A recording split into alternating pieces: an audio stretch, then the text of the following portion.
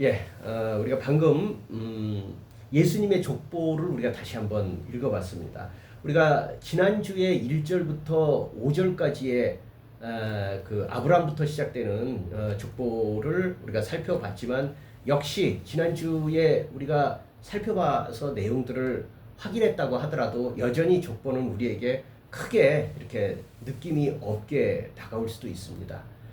그러나 이 족보가 신약이 시작되는 마태복음 1장에서 시작되자마자 이렇게 길게 나온다는 것은 이 족보라는 게 우리가 생각하는 것처럼 그렇게 뭐 있어도 좋고 없어도 상관없는 그런 내용이 아니라는 것을 말해주고 있는 거죠.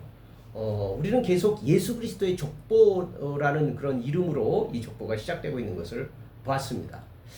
지난주에 또 말씀드렸지만 사실 이 족보의 대부분의 내용은 그 당시에게 있어서의 성경의 전부인 구약 성경에 대한 해설이라고 보셔도 됩니다. 그 구약 성경이 얼마나 길고 두껍습니까? 많은 내용들이 있잖아요. 그것을 어찌 보면 이 족보를 통해서 압축했다라고도 보셔도 됩니다. 그만큼 이 족보는 유대인들에게 있어서는 굉장히 중요한 내용. 다시 말한다면 우리에게 있어서도 하나님 나라 이야기라는 사실을 우리가 먼저 기억하시면 좋을 것 같습니다. 자, 시작하자마자 1절은 이렇게 시작합니다. 아브라함과 다윗의 자손, 예수 그리스도의 족보다, 계보다 이렇게 얘기하고 있습니다. 아브라함과 다윗의 자손. 자, 먼저 우리는 아브라함을 지난주에 이미 살펴봤듯이 아브라함의 중요성이라는 건 뭐냐면 이 땅에 세워진 하나님을 믿는 가문이 시작되었다는 겁니다. 가문. 개인들이 하나님을 믿고 하나님의 자손이 되는 일들이 그 이전에도 있었지만 하나님은 특별히 그 가운데서 특별한 한 가문을 선택하셨습니다. 아브라함 가문이죠. 집안, 족속, 그리고 그것들이 더 커져서 나중에 민족이 되죠. 이스라엘 민족. 그 모태가 되는 한 가문을 선택했다는 겁니다. 선택한 것을 우리가 알죠. 근데 중요한 거는 그들이 선택받은 내용을 이해하는 게 중요한 거예요. 여러 가지 내용들이 있지만 우리는 창세기 12장 1절에서 3절까지 아브라함을 선택했을 때 하나님이 주신 약속의 복의 핵심이 나와 있습니다. 우리 복이라는 말 참 좋아하잖아요. 교회를 다니나 안 다니나 다 복이라는 말을 좋아하는데 중요한 거는요. 우리가 좋아하는 것이 중요한 게 아니에요. 그냥 복이라는 말 속에 자기가 담고 싶은 의미를 다 갖다 담으면 다 되는 게 아니라 하나님의 주신 복이 뭐냐는 거예요. 하나님이 아브라함과 그 후손들, 사실은 우리도 영적인 후손이잖아요. 그러니까 우리 영적인 후손들에게까지 두고두고 주신 그 복의 핵심적인 내용이 뭐냐? 요점은 뭐냐면 그들을 통해서 세계 만방이 복을 얻게 되는 복의 뿌리가 될 것이다. 근원이 될 것이다 라는 게 복의 핵심이에요. 아멘. 다시 말한다면 그 아브라함과 아브라함의 후손 그리고 대대로 흘러서 수천 년이 지나서 지금 오늘 우리까지 이어져 있는 우리가 하나님 앞에 선택받은 이유는 우리를 통해서 세계 만방이 복을 받는다는 거예요. 우리는 언제나 복 그러면 내가 얼마나 큰 집에서 살까? 내가 얼마나 부유하게 살까? 내가 얼마나 높은 자리까지 오를까? 내가 얼마나 장수할까? 내가 얼마나 건강할까? 그게 복이 아니라는 얘기가 아닙니다. 복인데 우리는 항상 그렇게 아주 협소하고 자기의 어떤 미시적인 관점에서 멈춰있는 복만 생각하는데 여러분 생각해 보세요. 세상에서 진짜 제일 보람된 거는요. 나 때문에 다른 사람이 잘 되는 겁니다. 그렇지 않아요? 아멘. 내가 있음으로 인해서 다른 사람이 나 때문에 기쁜 거예요. 아멘. 즐거운 거예요. 힘을 얻는 거예요. 죽으려고 그랬는데 소망이 없어서 죽으려고 그랬는데 날 만나고 나서 희망이 생긴 거예요. 아멘. 그런 복되잖아요. 근데 그 복이 전염이 된다는 거예요. 아멘. 여러분 우리 전염 우리가 얼마 전에 몇 년 전에 코로나 아주 지긋지긋하게 경험해 왔잖아요. 그죠? 조금만 저도 걸려면 아주 진땀을 뺐거든요. 그래 조금만 방심하면 이게 옮아서 또 다른 누군가에게 전염이 돼요. 나쁜 것도 이렇게 전염이 되지만요. 하나님의 복도 전염되는데 그 뿌리가 되도록 한다. 이거 얼마나 좋은 복입니까? 이게 바로 아브라함과 그 후손이 누리는 저와 여러분들이 누리는 복에, 그러니까 다시 말한다면 우리가 흔히 말하는 복음을 믿고 있는 기독교인들에게 주어져 있는 복은요, 다른 게 아니라 우리 때문에 하나님의 복을 다른 사람들이 받게 된다는 거예요. 그리고 이 온 세상이 하나님의 백성들이 된다는 거예요. 이게 얼마나 큰 복입니까? 그게 이제 그 뒤에 자손들한테 계속, 처음엔 그들도 몰랐어요. 그 얘기가 무슨 얘기인지도 모르고 그냥 뭐 우리 그냥 받았는데 나중에 그 실체가 더 확인된 거죠. 그래서 이제 오늘 우리가 살펴보는 다윗에까지 이르게 된 겁니다. 자, 근데 다윗은요, 지금까지 얘기했던 아브라함부터 시작해서 족장이라고 얘기하는 아브라함, 이삭, 야곱, 요셉과 12형제, 그리고 모세 나오죠? 그리고 한참 흘러서 이제 그 가나안에 들어가자마자 사사시대가 있고 또 왕국시대가 있고, 그래서 여러 이렇게 이어져 있는 그 가운데서 다윗이라는 사람은 구약의 역사 속에서도 굉장히 특별한 존재입니다. 왜 그러냐? 유대인들에게 있어서 다윗은 그냥 위대한 신앙인이다, 이 정도 차원에서 끝나는 게 아니라 이 땅에 존재하는, 이 땅에 우리가 확인할 수 있는 하나님 나라인 이스라엘 왕국의 모델이 되는 사람이 바로 다윗이에요. 그래서 여러분들 들어보셨죠? 신학적으로 다윗은 예수님의 예표다. 예수님의 예표로 나오는 몇몇 사람들이 있는데 그 중에서 제일 많이 인용되는 사람이 다윗이에요. 하나님 나라의 왕으로서의 예수님을 닮은 사람이 다윗이라는 거예요. 그러니까 얼마나 위대하고 큰 사람입니까? 그러니까 그 다윗 때부터는 그냥 단순히 어떤 한 집안, 아까 우리 가문이라 그랬잖아요. 가문뿐만 아니라 그냥 민족뿐만 아니라 한 나라로서의 이스라엘 나라의 대표로서 다윗이 기억되는 겁니다. 그래서 이제 여러분들 6절부터 11절까지는요, 한번 눈으로 쭉 이렇게 보세요. 6절부터 다윗 이새는 다윗 왕을 낳으니라 그러면서 쭉 이렇게 누가 누구를 낳고가 또 이어지잖아요. 11절까지의 내용이 바로 왕국으로서의 계보입니다. 그러니까 왕들 이름이 쭉 나와요. 다윗부터 솔로몬 나오죠. 그 뒤에 또 이렇게 나오잖아요. 르호보암 나오잖아요. 그러니까 그렇게 하는 유다 왕국의 계보를 쭉 여기에다가 이렇게 기록을 해놓고 있습니다. 그러니까 이 땅에 존재했던 하나님 나라의 하나의 실제로서의 유다 왕국의 왕국 계보가 여기에 지금 예수님의 족보에, 다윗부터 시작되는 족보에 시작이 되는 겁니다.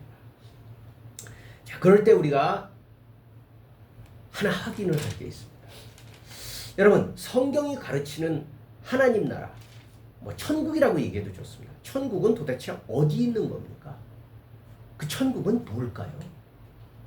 천국의 핵심이 뭘까요? 각자 설명하는 방식에 따라 다 다를 수 있는데 진짜 중요한 핵심은 뭘까? 하나님 나라라는 것의 핵심은 뭘까요? 하나님 나라의 핵심은요, 말 그대로 하나님이 계신 나라입니다. 그러니까 하나님이 중점이에요. 하나님이 계신 곳, 그것이 하나님 나라입니다. 그러면 하나님이 계신 곳 어디예요? 세상이죠. 우리가 살고 있는, 날마다 아침에 일어나서 세수하고 밥 먹고 뭐 학교 가고 직장 가고 뭐 집에서 여러 가지 해야 될 일들을 하고 또 저녁 되면 잠자고 뭐 누구 만나고 하는 그 우리의 일상이 벌어지고 있는 사건과 사고가 계속 벌어지고 있는 이 땅이 하나님의 나라입니다. 이걸 우리가 쉽게 믿지 못하는 거예요. 이거 하나님 나라 그러면 뭔가 이런 곳이 아니어야 되잖아. 하나님이 계시고 다스리시는 나라라는데 왜 이렇게 허접하고 죄도 많고 맨날 살기도 이렇게 뜨겁게 타 죽을 정도로 힘든 이런 세상을 사는 게 이게 무슨 하나님 나라냐? 그렇게 얘기하지만 이것이 하나님 나라예요. 왜요? 하나님이 이 세상 만드셨잖아요. 그리고 하나님이 지금 다스리시잖아요. 그리고 우리가 모를 뿐이지 하나님이 이 세상을 이끌고 계셔요. 우리 대한민국에 이재명 대통령이 있고 뭐 미국에 누가 있고 러시아에 누가 있고 중국에 누가 있다 할지라도 그 수다한 권력자들, 정치인들, 경제인들, 문화인들, 수없이 많은 영웅호걸들이 있다 할지라도 진짜 이 세상을 다스리는 진짜 왕이신 하나님이 계시다는 거예요. 다만 아직 완성되지 않았죠. 마치 하나님은 집을 지을 때, 여러분 집 지을 때 뭐 집을 처음부터 지어본 뭐 우린 건축업자들이 아니니까 모르지만 대충 아는 부분에 있어서 오늘 내가 집 지어야겠다 그러면 오늘 생각하자마자 얼뚱땅하고 바로 집이 다 지어집니까? 그렇지 않죠. 아마 분명히 시작은 설계부터 할 겁니다. 어느 정도의 크기의 몇 평의 집을 지을 거고, 이거 목조 건물로 할 거냐, 콘크리트로 할 거냐, 뭐 나무로 할 거냐, 재질은 뭘 하느냐, 거기에 따라서 뭐부터 할까요? 아마 분명히 기초부터, 이 바닥부터 깊이 팔 겁니다. 하여간 이렇게 가지고 어떤 집은 1개월 만에, 어떤 집은 2개월 만에, 어떤 집은 6개월 만에 집이 완성되는 거예요. 그러나 중요한 거는 집을 짓기 시작했다는 겁니다. 하나님 나라도 이게 무슨 하나님 나라야, 이 세상이 무슨 하나님 나라야, 엉터리야 라고 말하지만 하나님이 다스리셔요. 중요한 건 시작하셨다는 거예요. 그리고 완성은 되지 않았지만 그 완성을 향해서 점점 나아가고 있다는 사실입니다. 여러분, 우리가 정말 하나님을 믿는다면요, 이 사실을 우리가 분명히 믿어야 됩니다. 이 땅이 하나님 나라고 우리가 이 땅에 하나님의 백성으로 참여하고 있다. 그 이야기가 이 족보 속에 우리 눈에는 안 보이는 것 같지만 사실은 이 수없이 많은 이름들 속에 담겨져 있어요. 그걸 구약을 성경을 직접 찾아서 읽어보면 이 내용에 하나님 나라가 점점, 하나님 나라라는 집이 시작은 했지만 지금 석가래 정도 놓았는지 아니면 지금 시멘트를 바르고 있는지 기초를 지금 파는 단계인지 그건 우리가 정확하게 알 수 없지만, 그럼에도 불구하고 하나님의 집이, 하나님 나라라고 하는 집이 점점 완성을 향해서 주춧돌을 쌓아가고 또 건축을 완성해 가고 있는 중이라는 것을 성경을 읽어보면 우리가 알 수 있다는 것이 이 족보를 통해서 우리가 확인시켜주는 말씀입니다. 그러니까 우리는 자꾸 영적이라는 이름을 가지고 자꾸 추상적인 생각만 해요.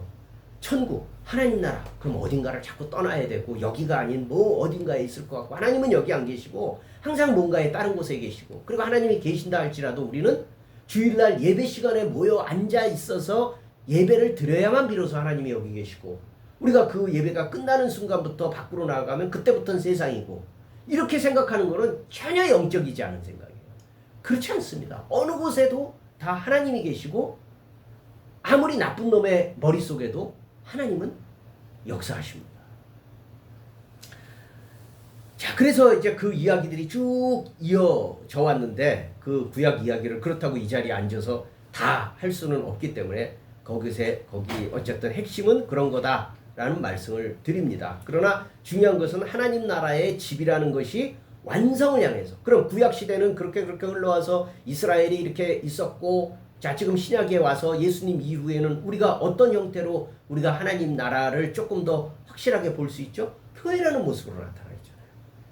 그리고 앞으로 완성을 향해서 꾸준히 계속하고 있는 겁니다.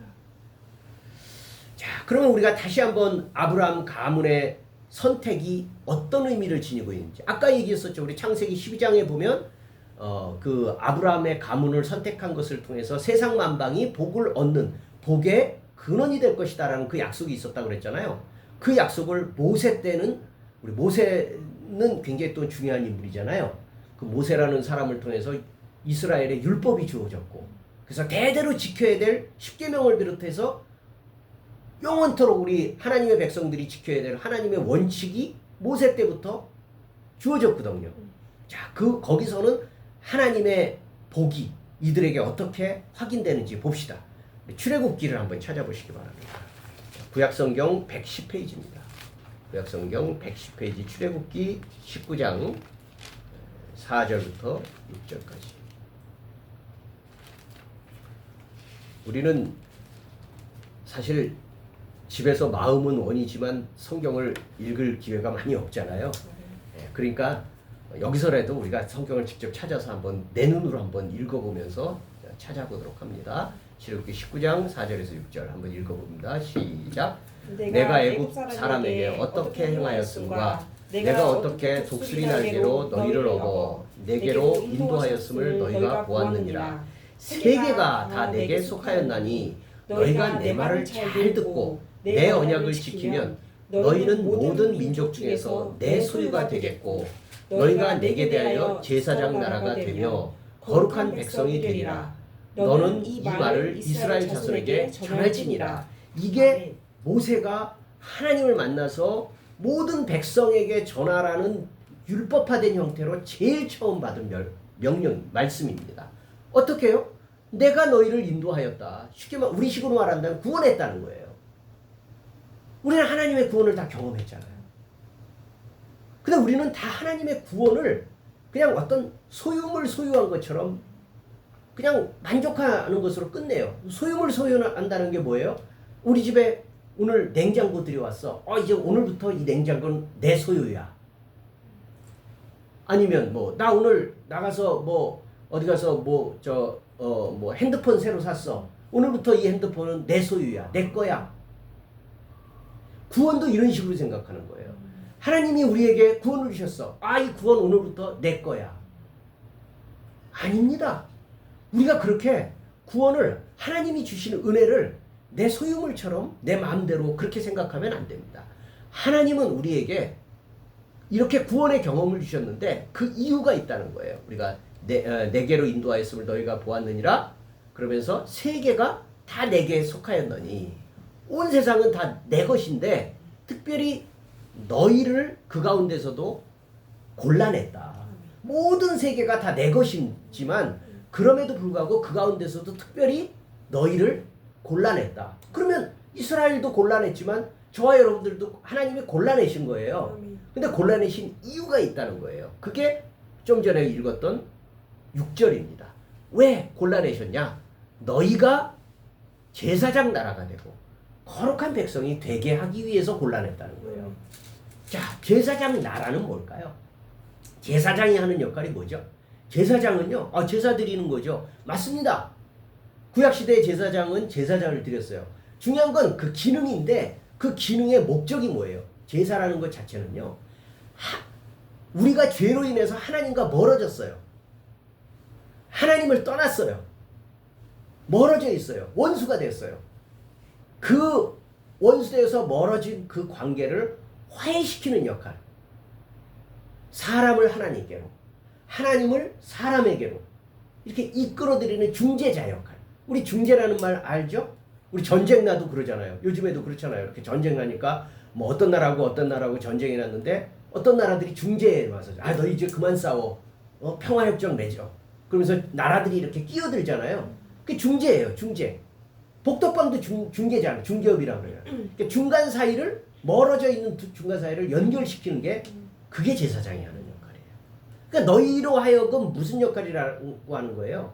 이 하나님을 떠나 있는 이 세상의 사람들로 하여금 하나님을 만나도록 너희가 중개업하는, 중개 노릇하는 그런 나라가 되라는 거예요. 얼마나 복된 일입니까? 그리고 또 하나는 거룩한 백성이다. 너희 삶을 통해서 하나님을 보여줘라. 거룩한 백성.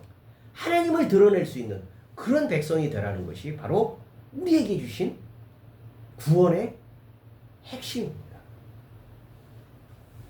자, 이것들이 계속 구약시대의 모든 하나님의 사람들에 의해서 이스라엘 사람들에게 계속 전파됐어요. 계속 너희는 이렇게 살라고 너희를 보내는 거다. 너희를 그 가나안 땅, 애굽의 종되었던 곳에서 구출해낸 이유가 뭐냐? 너희에게 구원 주셨던 이유는 너희가 이렇게 살라고 하는 것이다. 너희가 그렇게 제사장 나라처럼 거룩한 백성으로 살라고 하는 것이다. 아멘. 그러고 받아들였는데 또 시간이 지나면 또 잊어버리고 세상 닮아가고 자기들 멋대로 살아가고 그러면 또 심판받고 여러 가지 어려움 당하다가 또 선지자가 나타나서 막 깨우침을 주면서 너희가 이렇게 살라고 하는 거 기억해라. 말씀에도 그렇게 써 있지 않느냐. 그러면 그들이 돌아와서 또 그 말씀대로 살려고 하고 이런 일들이 계속 반복이 되어 왔었죠. 그렇지만 그 중간중간에도 특별히 왕국시대, 다윗 왕국시대를 기억하는 이유는 왕국시대 때에 이 사람들이 하나님이 직접 인도하신다는 그 약속이 하나님이 왕 되심으로 인도하신다는 그 약속이 어느 순간부터 이 백성들에게도 너무 멀게 느껴지는 거예요. 왜 그럴까요? 여러분 그런 말 들어봤죠? 주먹이 법보다 가깝다. 주먹이 법보다 가깝다. 그게 무슨 말이죠? 자, 우리 이제 근데 누군가 이렇게 감정이 상했어요. 법대로 해. 그래. 법대로 하려고 하면 시간이 걸려요. 과정과 절차가 필요해요. 그러니까 당장 그냥 기분 내키는 대로 주먹을 먼저 뻗는다는 얘기예요. 그냥 시원스럽게 눈앞에서 벌어지는 대로 행하고 싶은 그 마음이 법보다 주먹이 가깝다. 이런 뜻이거든요. 자, 하나님이 이 세상을 다스리셔요. 이스라엘의 임금이셔요. 아멘 그러고 받아들였어요. 근데 실제로 살다 보니까 막 복잡한 일들이 생기고 내가 풀어야 될 문제들이 과제가 생기고 그럴 때 하나님 이러고 앉아 있으니까 하나님이 보이지도 않고 하나님의 목소리가 들려오지도 않고 내 옆에 있는 사람의 목소리처럼 그냥 바로 내가 이러고 물어보면 대답해 주는 것도 아니고 하나님이 너무 멀게 느껴지는 거예요. 너무 먼 거예요. 보이지도 않아요. 그러니까 어느 순간부터 이스라엘 사람들도 드디어 뭘 요구하기 하느냐면 왕을 요구하는 거예요. 하나님 우리에게도 왕을 주십시오. 내가 왕이다. 이렇게 말씀하시는데 그 말을 물론 하나님이 왕이시죠. 근데 그런 왕 말고요. 보이는 왕이 있지 않습니까? 우리 저 옆에 블레셋이라는 나라도 있고 애국도 있고 아수르에도 있고 그리스에도 있고 뭐 그때는 알지 못했지만 하여간 바다 건너 중국에도 있고 조선에도 있고 있는 그런 왕들이 우리를 다스리면 확실하지 않습니까? 임금이 있어야 우리가 전쟁을 할 때도 확실하게 나가서 적군을 물리칠 수도 있고 어려운 일들이 생기면 그 왕한테 달려가서 어떻게 하면 좋습니까? 물어볼 수도 있는 거 아닙니까? 라고 왕을 달라고 요구하기 시작하였다는 것이 사무엘상에 나옵니다. 근데 그것은 하나님의 뜻이 아니었어요.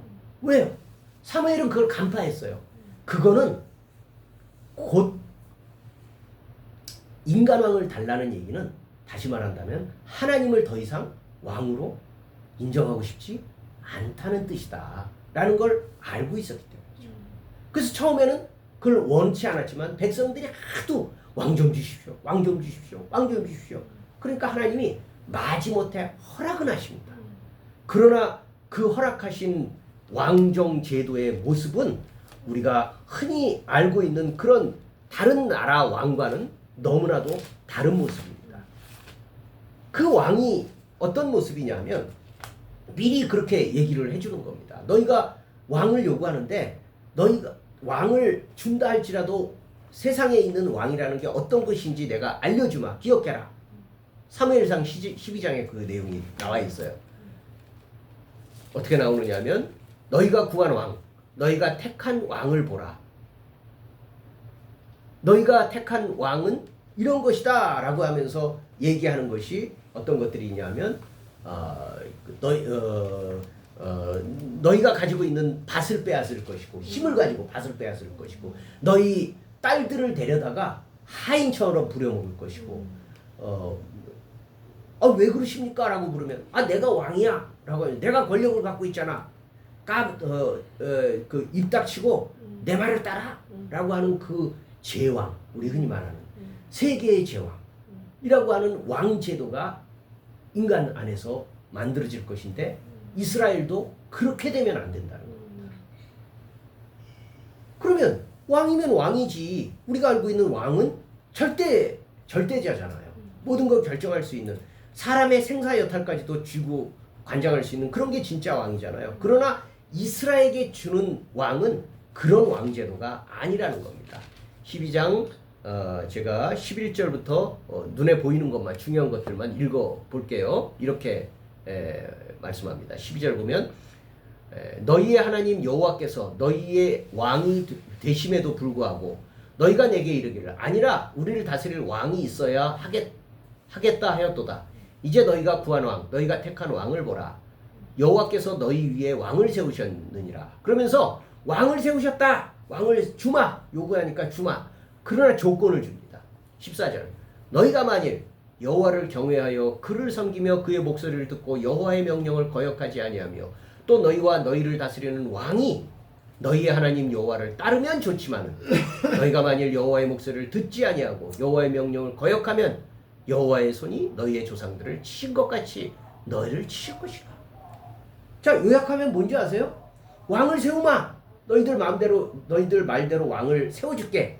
그런데 여전히 나의 말, 여호와 하나님의 말씀을 너희가 잘 들으면 너희 나라와 너희 삶이 번창할 것이지만 너나 너희 왕이 내 말을 듣지 않고 너희들 마음대로 행하게 되면 너희를 치실 것이다. 너희를 멸망시키실 것이다. 라고 그렇게 얘기합니다. 자, 여러분, 이거 이상한 왕인 거예요. 그러면 그게 무슨 왕이에요? 왕이라는 것은 예전의 왕을 생각해 보세요. 동양에 있었던 서양에 있었던 우리나라 왕이든 뭐 중국에 있는 왕이든 로마에 있는 왕이든 바벨론에 있는 왕이든 왕은 뭐예요? 아까 말씀드렸듯이 모든 걸 결정할 수 있는 절대권자예요. 근데 그 위에 하나님이 계시다. 그럼 그게 무슨 왕이에요? 하나님의 말씀을 따르라. 그럼 그게 무슨 왕입니까? 그런데 이스라엘에게 주는 왕은 그게 왕이라는 거예요. 왕이라 할지라도 지 맘대로 하면 안 된다는 거예요. 하나님의 말씀을 앞장서서 따르고 행하는 일꾼, 그 사람이 왕이다. 이렇게 말씀하는 겁니다. 그렇게 해서 이스라엘 왕국이 세워졌어요. 그리고 이제 마침내 사울의 뒤를 이어서 다윗이 임금이 됩니다. 그리고 다윗은 모든 이스라엘 임금 중에 가장 모범이 되죠. 어떤 면에서 모범이 돼요? 단순히 유능하다는 의미에서의 그 모범이 되는 왕이라는 뜻이 아니라 아까 말씀드렸듯이 하나님의 말씀을 따르는 거예요. 왕인데 자기 위에 진짜 왕이 있다는 걸 인정하는 거예요. 왕인 나도 함부로 할 수 없는 분, 진짜 임금이 계시다. 누구냐? 그분이 여호와다라는 걸 인정하는 게 이스라엘 왕제의 뼈대입니다. 그걸 가장 모범적으로 행한 사람이 다윗이라는 거예요. 그래서 이스라엘은 다윗을 떠받드는 겁니다. 뭐 다윗이 뭐 잘생겨서 훌륭해서 뭐 물맷돌을 던져서 뭐 누구를 쓰러뜨려서 뭐 영웅적이어서 그런 게 아니라 다윗은 임금인데도 불구하고 정치도 잘했죠. 근데 그것을 항상 하나님께 의지하는 그런 왕이었다는 거예요. 그럼에도 불구하고 성경은 다윗조차도 이상적인 왕이 아니다라는 것을 이 족보에서도 보여줍니다. 그게 바로 우리 읽었던 마태복음 1장으로 다시 돌아간다면 6절에 써 있습니다. 6절에 어떻게 나오는지 한번 읽어봅시다. 같이 시작. 이새는 다윗 왕을 낳으니라. 다윗은 우리아의 아내에게서 솔로몬을 낳고. 자, 이새라는 사람은 다윗의 아버지예요. 그냥 이새는 다윗 왕을 낳으니라 왕으로 처음으로 칭하면서 써있죠. 근데 다윗은 지난번에 우리가 지난주에도 살펴봤듯이 여기서는 또 그런 패턴이 나타나죠. 여자의 이름이 나오고 그를 통해서 누구를 낳았다 이렇게 나오죠.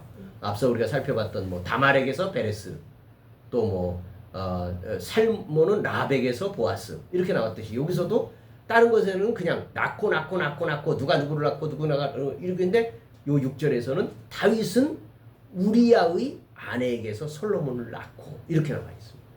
자, 우리아의 아내가 누구예요? 우리 잘 알잖아요. 사무엘서 나오잖아요. 유명한 다윗이 남의 아내를 몰래 취해다가 목욕하고 있는 밧세바를 취해서 동침한 것도 잘못인데 그러고 나서 그게 들킬까봐 우리아 장군을 적진에 일부러 보내가지고 죽게 만들잖아요. 그 사건이에요 이게. 그러니까 다윗은 솔로몬을 낳고 이렇게 안 쓰고 여기다가 우리아의 아내에게서 그 얘기를 쓴 거예요. 왜 그러냐? 다윗도 이상적인 거야 아니다. 다윗도 사람일 뿐이다. 다윗이 아무리 잘 다스렸다 할지라도 다윗도 사람일 뿐이다 라고 하면서 다윗에게 있어서 가장 숨기고 싶은 치명적인 핸디캡을 여기다 써놓은 거예요. 그 이름도 안 쓰고 밧세바라고 안 쓰고 우리아의 아내에게서 이렇게 쓰잖아요. 그러니까 다윗의 치명적인 약점을 그대로 성경은 적어놓고 있는 거예요. 그런데 놀랍게도요. 여러분 사무엘서 읽어보면 알겠지만요. 놀랍게도 다윗의 치세는요. 이때부터 기울기 시작해요. 그 전까지만 하도록 계속 하나님 검을 잘 믿고 하나님 말씀대로 해서 전쟁 나가면 이기고 승승장구하고 잘 하다가 다윗이 이렇게 밧세바 우리아의 아내를 잘못 취하고서 살인을 하고 난 다음부터 그때부터 기울기 시작합니다. 전쟁도 자꾸 일어나고 심지어는 자기 아들들이 자기를 죽이려고 반역까지 일어나잖아요. 너무 부끄러운 일들이 일어나잖아요. 바로 그것이 다윗을 드러내는 모습입니다. 결국 이 모습을 나타낸다는 것은 족보를 통해서 뭘 가르쳐 주는 거예요? 진짜 왕을 또 기다려야 된다는 얘기를 하는 거예요. 다윗도 진짜 왕이 아니다. 너희들에게 기다려야 될 진짜 왕은 또 있다라는 것을 예고해 주는 겁니다. 그러면서 우리가 또 낳고가 시작됩니다. 그 이제 7절에 우리 6절, 7절부터 보면 솔로몬이 르호보암 낳고 르호보암이 아비야 낳고 또 낳고 8절에도 낳고 9절에도 낳고 10절에도 낳고 계속 왕들 이름입니다. 왕들 이름. 근데 11절 보세요. 달라져요. 아몬은 요시야를 낳고가 10절 끝에 나오죠. 11절부터 보세요. 바벨론으로 사로잡혀 갈 때 요시야는 여고냐와 그의 형제를 낳으니라. 자, 뭐예요? 바벨론 포로 얘기가 나오는 거예요. 이제 유다도 멸망한 거예요. 하나님의 왕국, 이 땅에 존재하는 하나님의 왕국이라고 얘기했던 이스라엘 나라도 망해버린 거예요. 이게 오늘날 우리는 피도 안 섞이고 문화적으로도 멀리 있는 우리는 그냥 그래 역사적인 상식으로 그랬지 그래 북왕국 이스라엘을 먼저 명하고 남왕국도 나중에 명했어 하나 역사적 사실로만 기억되죠. 그러나 그 당시를 살던 유대인들이라고 우리를 얘기해 봅시다. 그 사람들에게서는요 이거야말로 충격 중에 충격이에요. 왜 그럴까요? 왜 그럴까요? 이스라엘이 죄를 지어서 하나님 앞에 심판을 받는 건 좋아요. 뭐 그렇다고 그건 받아들일 수 있어요. 왜요? 하나님 뜻대로 안 했으니까. 근데 어떻게 이들을 시험에 빠뜨리는 건 뭐냐면 도대체 어떻게 그래도 명색이 하나님을 믿는 백성인데 명색이 하나님을 믿는 백성인 이스라엘이 그보다도 더 못한 불신 이방 민족을 통해서 멸망을 당하냐. 아니 어떻게 더 못된 놈들을 통해서 선민이 심판을 받냐. 여러분 우리가 하나님의 심판이 공정하다라고 생각을 느낀다면 차라리 우리 천재지변이라는 거 있잖아요. 천재지변. 갑자기 마른 하늘의 날벼락처럼 막 번개가 떨어진다든지 아니면 태풍이 막 휘몰아쳐서 그 족속들이 다 몰려간다든지 우리 그거 모세시대 때도 많이 보잖아요. 이렇게 땅이 꺼져가지고 막 지진이 일어나서 사람들이 뭐 매몰되고 이러면 차라리 그래 죄를 지었기 때문에 하나님이 심판하셨다 이렇게 받아들이기가 쉽잖아요. 근데 그게 아니라 심판이 임했는데 자기들보다 더 못해 보이는 나쁜 족속들 저들은 하나님도 안 믿어요. 더 못된 짓들도 많이 해요. 근데 어떻게 그 사람들에 의해서 선민인 이스라엘이 멸망을 당합니까? 이게 이제 이해가 안 되는 거예요. 심지어는 이스라엘이 멸망당할 뿐만 아니라 성전도 다 파괴가 돼요. 하나님을 믿는다고 매번 제사를 우리 식으로 말한다면 교회가 파괴되는 거예요. 믿지 않는 사람들에 의해서. 또는 뭐예요? 이방 민족에 의해서 그 믿는 나라들이 다 깨지는 거죠. 지난 주간에 갑자기 떠오르네요. 이와 비슷한 사건이 있었던 거 기억하세요? 지금 얼마 전에 있었던 해병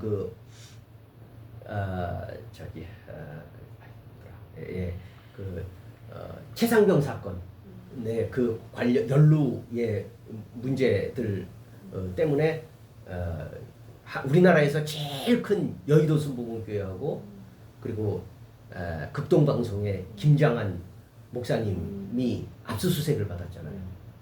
그거하고 비슷할 수 있겠네요. 그러면은 막 충격을 받는 거예요. 아니 어떻게 세속 권력이 하나님의 교회를 침탈합니까? 그러면서 지금 막 난리들이잖아요. 어떻게 하나님의 교회를 감히 이건 있을 수 없는 일입니다. 하나님의 교회를 이 종교의 자유가 이렇게 있는 나라에 어떻게 세속 권력이 와서 압수수색을 할 수 있습니까? 막 이러잖아요. 아주 비슷하네요. 그래요. 하나님이 그 심장부에 하나님의 곳이라고 생각하는 곳들을 열어젖혀서 수모를 당하게 하시는 거예요. 왜요? 그만큼 죄를 지었으니까. 그만큼 참혹한 모습을 보였기 때문에 어찌 보면 더 못하다고 생각했던 세속 권력에 의해서 침탈을 당하는 거예요. 그런 일들은 이스라엘 역사뿐만 아니라 계속 진행되고 있는 것이기 때문에 우리가 그렇구나, 정말 현실적이구나 라는 것을 이해해야 합니다. 이 정도쯤 되면 끝이겠죠. 끝처럼 보이잖아요. 왜요? 이스라엘 멸망했죠. 성전 다 깨졌죠. 그리고 이스라엘 사람들 바벨론으로 포로로 잡혀갔죠. 이제 하나님을 믿는 것도 막 신고받으면서 몰래 숨지게 해야 되죠. 이 정도쯤 되면 이스라엘 다 끝난 거 아니에요?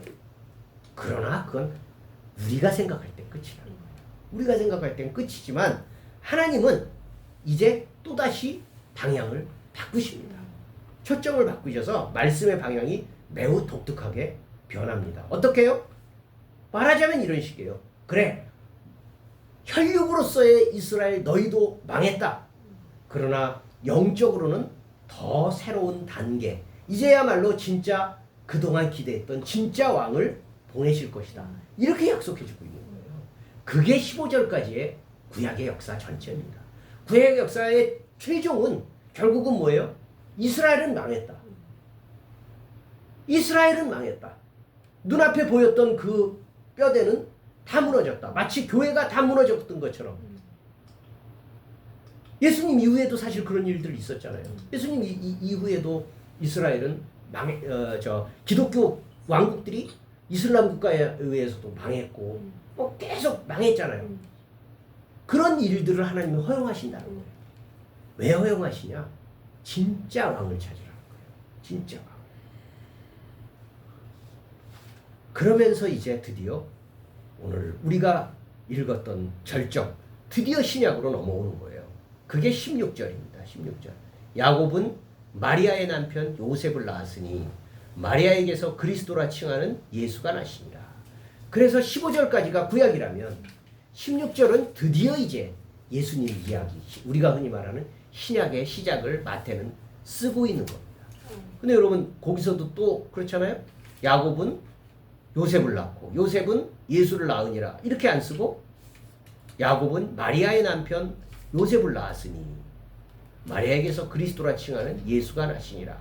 왠지 요셉보다 마리아를 강조하고 있죠. 그죠?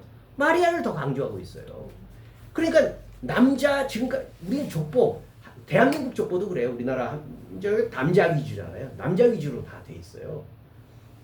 그러나 이스라엘의 족보도 그런 식으로 남자 위주로 되어 있지만 가장 중요한 부분마다 여성들의 이름이 들어가면서 여성들이 물줄기를 바꿔요. 계속 그 족보의 의미를 더 분명하게 하나님 나라로 설명을 해주는 게 여성들의 이름이 들어갈 때인데 여기 16절에서도 왠지 요셉이 주인공이 아니라 마리아가 주인공인 것처럼 그렇게 쓰고 있습니다. 마리아에게서 요셉을 낳았으니 마리아에게서 요셉이 아니라 마리아에게서 그리스도라 칭하는 예수가 나니라. 그래서 예수는 혈통적으로는 요셉의 아들인 거는 맞지만 예수를 낳은 진짜 사람은 마리아다. 이렇게 쓰고 있는 거예요. 얼마나 놀랍습니까? 그게 바로 동정녀 탄생을 여기서도 예고하고 있는 거예요. 그래서 이제 다음 주에 우리가 살펴볼 예수님의, 우리는 많이 크리스마스 때면 맨날 예수님의 신비한 탄생에 대해서 알게 되잖아요. 그 얘기가 족보에 이미 예고되어 있는 거예요. 예수님의 탄생은 너희가 생각하고 있는 그런 인간적으로 아버지가 누구고 어머니가 누구고 이게 아니라 하나님이 계획하시고 예정하신 그런 뜻이다 라는 것을 보여줍니다. 여기서 낳고라는 말 하나만 더 붙이고 이제 마무리할게요. 우리 한글 성경은 당연히 한글이니까 그냥 앞에 낳고 하고 여기 16절에도 야곱은 마리아의 남편 요셉을 낳았고 그 다음에 마리아가 그리스도라 칭하는 예수가 나시니라고 해요. 낳고 그냥 한글 성경으로는 똑같은 낫고 낫다라는 표현처럼 보이잖아요. 근데 다릅니다. 원어는. 헬라어 원어의 앞에 다른 낳고 예수님의 낳고 이전의 다른 낳고는요 다 능동형입니다. 내가 누구를 낳았다. 능동형입니다. 근데 예수님을 마리아가 낳았다는 이 표현만 대단히 독특한 표현으로 수동형으로 나옵니다. 굳이 말한다면 낳아졌다. 낳았다가 아니라 낳음을 받았다. 이렇게 표현하고 있어요. 그러니까 마리아조차도 예수를 자기가 낳았다라고 얘기할 수 없다는 거예요. 마리아조차도 마리아를 통해서 예수가 낳아졌다라고 하면서 예수에게만 낳아졌다는 수동태형을 쓰고 있습니다. 그래서 이 족보를 읽어보면 유대인들은 아 예수는 정말 독특한 분이구나. 예수는 정말 우리와 다르구나 라는 것을 알게 됩니다. 이제 말씀을 마칩니다. 다시 말씀드리지만 예수님의 족보는 당시까지의 성경 전체의 역사입니다. 마치 우리가 요즘에는 그런지 모르겠는데 저희 어렸을 때만 하더라도 국사 시간에 조선왕의 이름들을 노래로 불렀었어요. 아셔요? 대정태세 문단세 이렇게 하잖아요. 대정태세 문단세 그래서 나중에 광인여현 숙경에 정순원철 고순종 그래서 딱 끝나잖아요. 우리가 그거 조선 왕의 이름을 쭉 외우는 걸 통해서 우리는 그 한 왕을 그냥 왕들의 이름만 외우지만 국사를 배우면 나중에 그 왕들의 이름들 속에 어떤 일이 벌어져 있고 어떤 일이 벌어졌고 어떤 일이 뭐 다는 속속들이 몰라도 대충 알잖아요. 마찬가지입니다. 예수님의 족보도 지금 누가 누구를 낳고 아무 의미 없는 얘기처럼 듣지만 유대인들은 이걸 보면서 대정태세 문단세 이렇게 외웠던 것처럼 보면서 아 그래 그때 이런 일이 있었어. 아 그때 이런 일들이 있었어. 아 그때 이런 일이 있었어. 아 그 조심해야지. 우리가 하나님을 더 잘 믿어야지. 우리가 이렇게 되면 하나님께 멀어지는 거야. 이런 교훈을 가졌던 거예요. 그래서 예수의 족보는 중요한 겁니다. 이게 이스라엘 왕국의 의미고 완전을 향해서 나가는 땅의 하나님 나라입니다. 우리는 갈수록 현대인들은 이성이 발달하니까 천국, 지옥? 에이 그런 게 어딨어. 그냥 열심히 잘 살면 그뿐이야. 정말 그럴까요? 아닙니다. 천국과 지옥은 분명히 있습니다. 그러나 천국은요. 그냥 내가 천국 들어가야지 라고 꿈만 꾼다고 해서 들어가는 게 아니에요. 그게 아니라 나중에 들어갈 것에 대한 사모함을 갖는 것보다 지금 여기서 우리와 이웃의 현실을 하나님 나라적으로 바꿔가는 노력이 있을 때 우리는 결국 하나님 나라에 들어가게 되는 거예요. 그러니까 자꾸 나중에 하나님 나라에 들어가야지. 아, 내 주가 죽으면 뭐 천국에 갈 거야. 아, 그러면서 내가 믿음을 잘 갖고 있어야지. 백날 그래 봐야 내가 지금 살아가고 있는 이 현실을 충실하게 살지 않으면 하나님 나라에 못 들어가는 거예요. 내가 예수를 믿었다는 것은 지금 오늘 어제 또 내일 일상적으로 벌어지는 매일매일의 삶을 하나님의 말씀대로 충실하게 산다는 뜻입니다. 그랬을 때 우리는 마침내 내가 정말 하나님 나라에 있구나 라는 것을 확실하게 발견하게 될 겁니다. 자, 오늘 한 주간도 여러분들을 함께 살아가실 때 우리는 하나님 나라를 이미 살고 있으니 우리를 통해서 하나님 나라가 더 이 뜨겁게 타 죽을 것 같은 이 시대임에도 불구하고 내가 하나님의 백성으로서 나의 손길이 필요한 곳이 어딘지 나의 수고가 필요한 것이 어딘지 내가 해야 될 일이 무엇인지 더 잘 온전히 찾아나갈 때 우리의 매일매일의 삶이 하나님 나라가 될 줄로 믿습니다. 기도하겠습니다.